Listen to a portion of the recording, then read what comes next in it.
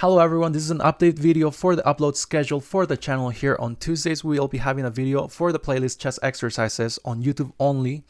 On Wednesdays and Fridays, we'll be posting a short or reel on all of our platforms. We have YouTube, TikTok, Instagram, Facebook, and Snapchat. And then on Saturdays, we'll be putting a video on either of these playlists. We have the NCR, Chess Underdogs, PET, Chess Concepts, Chess Exercises, any other playlist that we come up with. It'll be there on that day, and this is also only for YouTube. Okay, so thank you for your support. Really, I love you all. Get back to the video. This video is about deflection, and the current position is black to move. Try to find the best sequence in this position and write down your answer. You may stop the video now.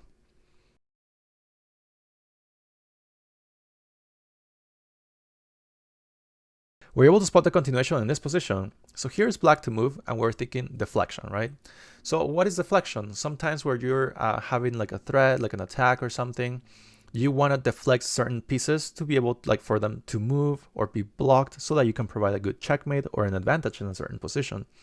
So here we have a good move. Right now, we have any checks on the position.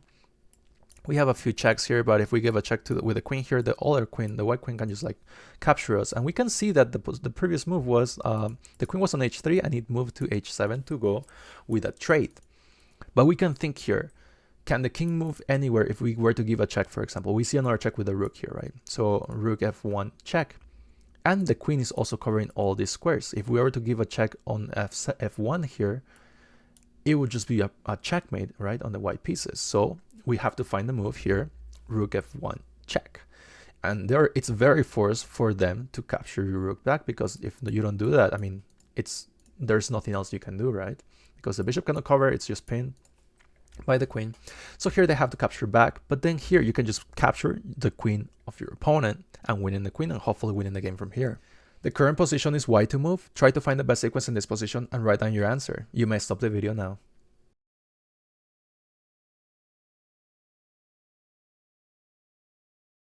We're able to spot the continuation in this position. So here we're the white pieces and we're thinking of deflection, right? So deflection sometimes can refer to one of your opponent's pieces or even your piece, right?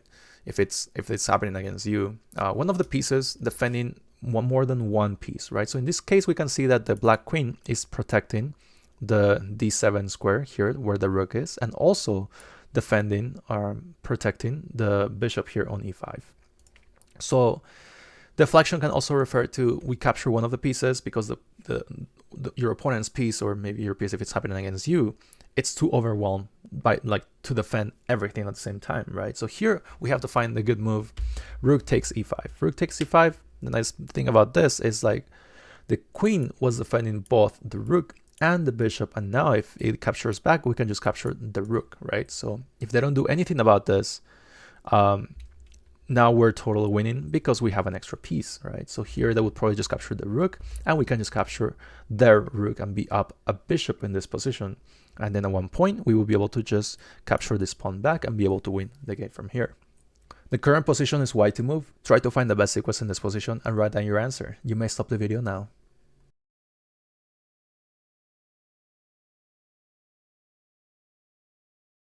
We're able to spot the continuation in this position. So here we are the white pieces and we need to think of deflection, right?